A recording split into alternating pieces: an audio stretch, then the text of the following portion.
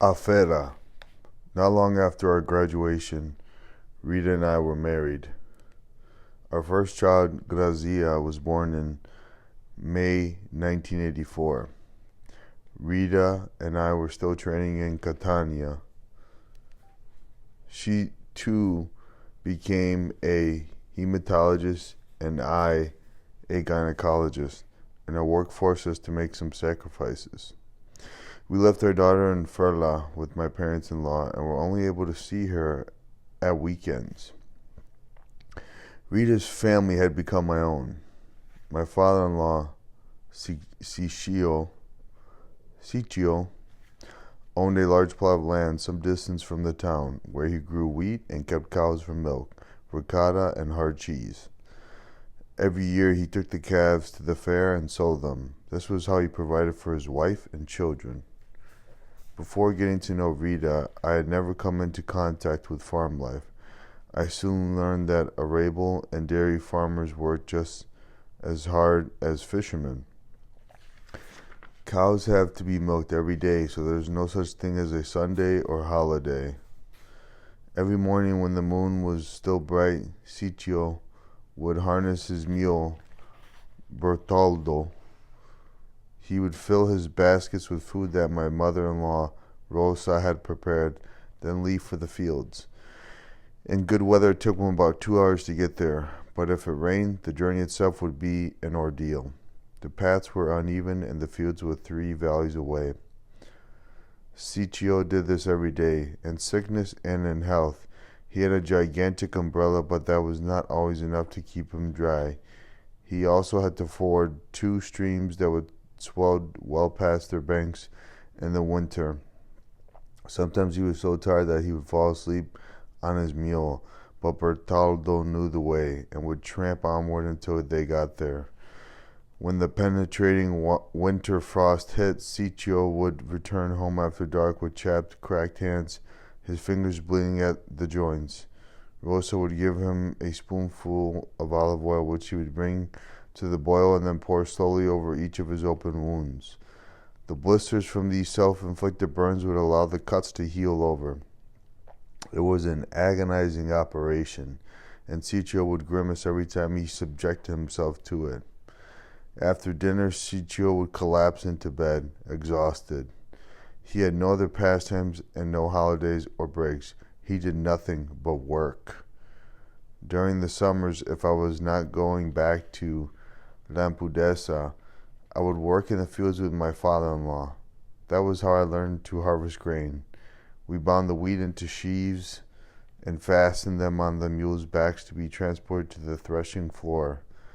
Then we would take the grain to town, sell part of it, and store the rest in Ciccio's barn. Around once a month, we would fill a few bags and give them to the mulenado, or miller, who would bring it back to us as flour and bran. Ciccio fed the bran to the hens and other animals, and every week Rosa used the flour to bake bread in her wood oven. I helped her bake, and she taught me how to knead the dough. When we took the loaf out of the oven, I would cut it into thick slices, pouring oil and sprinkling salt on them. I had never had such delicious bread anywhere else. It had the rich scent of the earth in it. I also learned to milk the cows and even discovered how ricotta is made, which is a long and complicated process. The farm fascinated me, and Ciccio kept me grounded by showing me how much work it all was. When the grass thinned out in our part of the mountains, the animals had to be taken elsewhere, to a valley in the middle of nowhere. This was the Transumanza, the annual cattle drive to fresh pastures, which took place at the same time each year. Ciccio would fill his baskets with enough food for a month, and he and Bertoldo would set off with the herd.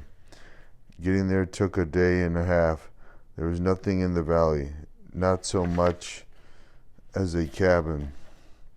Ciccio slept under the trees, nestling down with the cows for warmth. He would not see another soul the entire time he was there. By day, his skin was burned in the scorching sun. At night, his clothes grew damp with dew. Every now and then, when happened to be in Furla during the Transumanza, I would get some homemade bread and freshly churned butter from my mother-in-law and go to visit him. I would spend hours talking with him there. He was a wise man who had spent his whole life working to support his family, and now I was part of it. He never treated me as a son-in-law. After Rita and her brother Michelle, I was his third child. I'll always be grateful for that. Back to the island. We had a group of doctors in Catania. My peers were brilliant, and they all went on to have high-flying careers as senior doctors. If I had stayed and continued my studies, I too might have gone up in the world. But we needed to earn money for our family, and we're running out of time, so we returned to Syracuse, where I had found a job in a private clinic. And then we made the choice that would prove especially difficult for Rita. We moved back to Lampedusa, where both of us could easily make a living. To me, returning to the island felt right. My roots were there, and I wanted to go back. I loved the thought of being a truly Lampedusan doctor, a local, and then there was so much to plan, improve, and build on the island. But for Rita, it was different. It was hard for her to even imagine living there. If you were not born on Lampedusa, it is difficult to grasp the island's dimensions, the way time moves there, the logic of the place. It is beautiful in the summer, but in winter it can feel like a cage you cannot wait to escape. If you are a lover of cinema, theater, and music, it constrains you to a sort of intellectual exile. But there was another more significant problem. Rita knew all too well that our children would have to leave home to finish school just as I had, and fly the nest before their time. This was the hardest part for her to come to terms with. Ultimately, our decision to go home was triggered by a single event. It was April 15th, 1986, and at that time I was still working in Catania. I was assisting one of the senior doctors, and we had just completed a cesarean section. I looked up and saw one of the administrators eyeing me anxiously through the glass of the operating theater. She signaled to me to step outside, and I did so with the senior doctor's permission. "Doctor, something terrible has happened in Lampedusa," she said. "Come and see, there's a news flash on TG1. The reporter Enrico Montana was saying, "Here in Rome, we have learned that a Libyan guard ship fired several rounds from a distance of 4 miles against American telecommunications equipment on the island of Lampedusa." TG1 is Italy's most watched television news program. I called home frantically, but the line was always busy. Finally, I got a ringtone and my mother answered the telephone. "Mama, what's happening?" I said. "We heard a rumble a while back, but can't make out anything else," she said. I took the first available flight to Lampedusa. As it turned out, it had not been a guard ship at all. Several minutes before 5 p.m. that day, the then leader of Libya, Muammar Gaddafi, had ordered 2 missiles to be fired at the United States Coast Guard's Lorne base in retaliation for a powerful American airstrike on Tripoli. But fortunately, the missiles had landed in the sea, where they did nothing but startle the inhabitants of Lampedusa. Grazia was 2.5 years old when we moved back to the island. Rita had found a job as the director of a medical laboratory. It was a rare opportunity, and we had to seize it quickly. It was the only laboratory on the island, and the former owners were leaving for Agrigento, so there was no way they could continue to run it. The evening Rita told her parents about our choice, her mother trembled but said nothing. Minutes later, we heard sobs coming from her bedroom. Rosa was crying out loud. We were, or rather I was, taking away her daughter. Not Rita, as you might think, but Grazia. She had raised Grazia, fed her, cuddled her, and taken care of her while we were studying and working. This was too much for her. What would she do without her Picarita, her little girl? The day we left Furla, we loaded our luggage onto the car and got ready to say goodbye, but we could not find Rosa. We were running very late and risked missing the ferry. Mama, Rita called out. Silence. Mama, é tarde. Mama, it's late. Still nothing. We looked in every room of the house, in the garden, and the street. She was nowhere to be seen. She had slipped out because she could not bear to wave us off. It was as if we had snatched Grazia right out of her arms. We had to leave without bidding her farewell. Rita was heartsick on that journey to Porto Empedocle. She wept quietly so as not to frighten Grazia. She felt she was leaving behind her hometown, her origins, and her family forever. Rita knew Lampedusa like the back of her hand. We had been there many times to visit my parents, yet by the time the ferry reached the pier, she was submerged in sadness. My whole family had come to welcome us, but she was barely herself. Her eyes were vacant and her voice hoarse. My sisters were worried. What's wrong, Rita? Was the crossing rough? She could not even muster a response. We moved to Lampedusa in the summer, and a couple of friends from Catania came to stay with us for their holidays. When it was nearly time for them to go home, Rita asked almost obsessively, "You're going to come back, aren't you? Don't just leave us here. Lampedusa isn't far. If you take the plane, you'll be here in no time." She was trying to convince herself that we were not all that isolated from the rest of the world. On winter weekends, Rita sometimes asked me to go for a drive with her. We would go to Capo Ponente, or to Cala Francesi, or to Capo Gracali. That was it. There was nowhere else to go. You could drive around the island 10 times, but that was all there was. It irked Rita. I could tell. At those times, I regretted persuading her to move to Lampedusa. Every time we had to go home after a visit to her parents' place in Sicily, she looked a little more downcast. There the island was, a tiny speck of land on the horizon. Rita's only solace was her work, but running the laboratory immediately proved to be demanding. Things were different back then. The samples had to be analyzed one by one. Obtaining results took days on end and was an extremely complicated process. Rita felt even guiltier than she had when we were in Syracuse. It weighed on her that she was spending too little time with Grazia. Then one Saturday morning, fate smiled on Rita.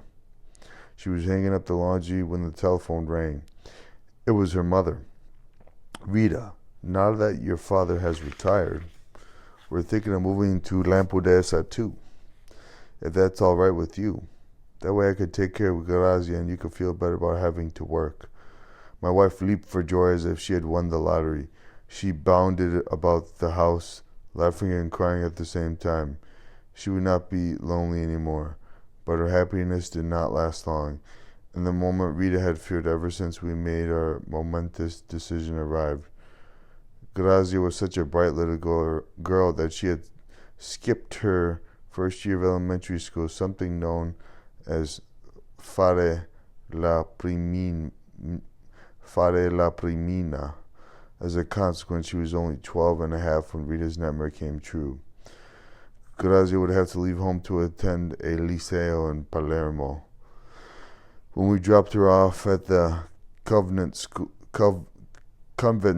school, both Grazia and Rita began to cry. All the students slept together in large dormitories. This would be quite the opposite of a warm home environment. Grazia would simply be boarding at school in the pure sense of the term. It was unbearable, and Grazia was only our eldest. 4 years later, our middle child, Rosanna, had to take the same step, and 4 years after that, our son, Giacomo. Every one of these separations was painful. "I have no tears left," Rita told me one day. "I've used them all up." Yet once a year we would all be happy. My in-laws had kept their old house in Ferla, and we would organize annual trips back with them. Usually on the feast of Saint Sebastian, the patron saint of Ferla, my brother-in-law Michel would also come from Syracuse to meet us, and our whole family would be reunited for a few days. My mother-in-law would spend hours in the kitchen just as she always had. It was like being transported back to the past. We would talk, tell jokes, and have fun together for days on end, grown-ups and children alike. All our worries would be put aside and we would simply enjoy each other's company. Then I would reflect on how much Farla has meant to me and to all of us. Little pieces of home. I was so skinny as a child that you could see my ribs. This vexed my father. Pichi, un manchi, figlio mio, he would say. Why do you not eat?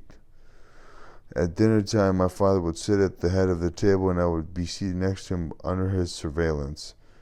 Everything my mother put on my plate was the result of my parents' sacrifices, and I had to eat it all without a fuss. One false move, my father would fly into a rage. He once bit his own tongue so hard that he had drew blood. In moments of exasperation, he would bring his fist down on the table, always slamming it down at the same spot. As time went on, a slight dip formed in the table between his place and mine.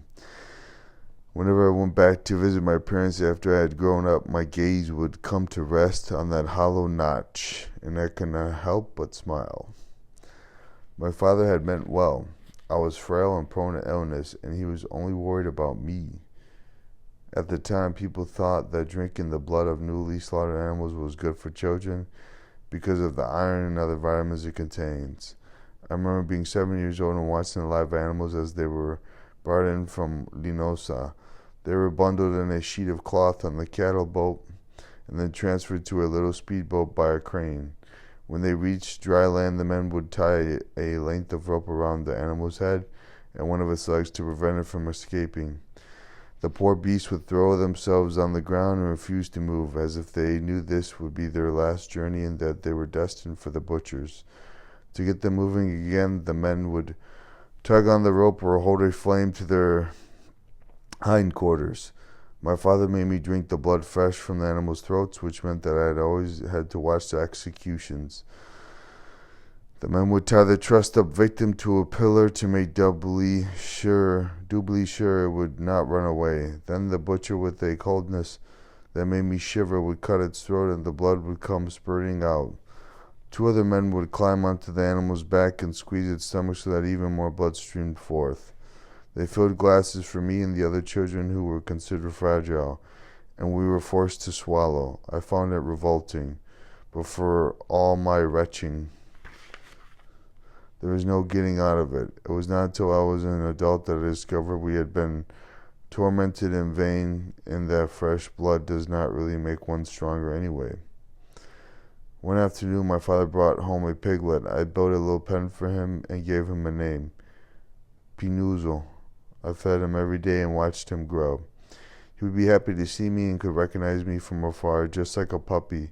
I spent every spare moment collecting stale bread, vegetable peelings, and other tidbits for him. Taking care of Pinozzo was my hobby. When my father announced that the time had come for Pinozzo to be slaughtered, I objected strongly. I was in floods of tears when they took him away to the butchers. Pinozzo, too, grunted forlornly because he knew the end was nigh. That evening at dinner, I refused to eat his meat. I, not to mention the table, might have been severely punished for my defiance, but that day my sisters and even my mother rebelled with me. It was a full-scale mutiny. This only made me more indignant. Why did you have him killed if you don't even want to eat him? I said. He was like a dog. He was my friend. Pinozzo is a dialectal equivalent of Pinocchio, an affectionate diminutive of the common Sicilian name Pino, which in itself is a diminutive of the Italian name Giuseppe. Decades later, it was in memory of Pinozzo that guided me through a most unusual sequence of events. I was on the Protector, a British Navy ship that was docked at the large pier for commercial vessels. There were 200 migrants on board, and I had been asked to help examine them before they disembarked. A very young Sudanese girl was sitting on the boarding ladder with a carrier under her arm. I asked her what she had in it, and she showed me a black cat with a white stripe on its head. I told her that we would not let it off the ship unless she could document its vaccinations, particularly against rabies. Unsurprisingly, she did not have any such paperwork. That meant we would have to quarantine the cat before returning it to her. Sama, that was her name, began crying so hard that she was convulsing. I managed to placate her by promising that we would treat her pet well and give it back to her as soon as possible. We then helped to gather together her family and put them all into a bus bound for the reception center. I went back for the cat, only to find the carrier empty. The ship's captain had been irritated by what seemed to him a pointless complication, so he had set the creature free. Thinking of how Sama would react, I went about searching the ship with the help of the firemen, much to the annoyance of the captain, who wanted to weigh anchor as soon as possible. When at last we found the cat, we notified the veterinary authorities in Palermo.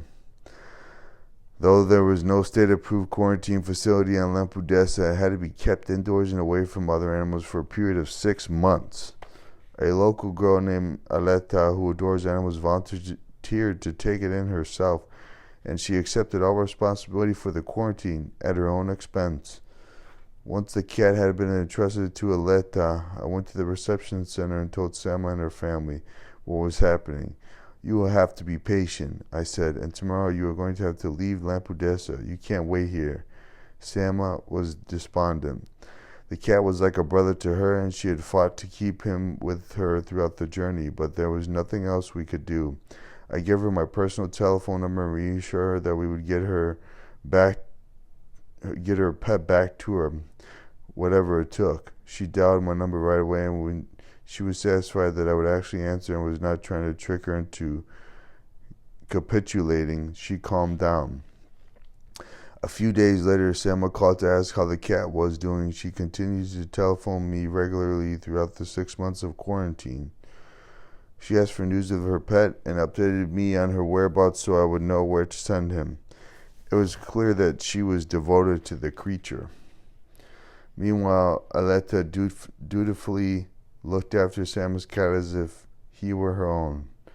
Her generosity knew no bounds, and when at least the cat's release was authorized, she made the extraordinary offer of returning him to Selma's family in person. By then they had settled in Germany, and true to her word, Aletta took the cat and flew to Berlin.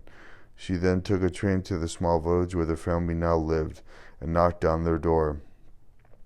They were so happy to see the cat that they all burst into tears as if they were welcoming home a long-lost son. It was better this way, Selma confided. I'm not sure that I would have been able to keep him safe. Selma and her family had traveled a long way since leaving Lampedusa. In Ventimiglia, they had slept rough for 2 months. Then, since the borders were not so strict as they are now, they had made their way north. Though they had no relatives in Europe, they had heard that Germany was the best place to go to, and so there they had gone. Now they were living in a house provided by a non-profit organization and were waiting for their status as political refugees to be recognized. The children had started school and university. As soon as I opened the carrier, the cat jumped into Selma's arms. Aletta told me on her return I thought I would spend at least one night with them, but I changed my mind right then and went straight back to Berlin. I felt I was intruding. After all that time, they had finally been able to get a taste of the normal life they'd had before they were forced to give it all up. Slowly and steadily, that family had been putting their broken home back together. When Aletta had witnessed was the moment when they had found that last missing piece.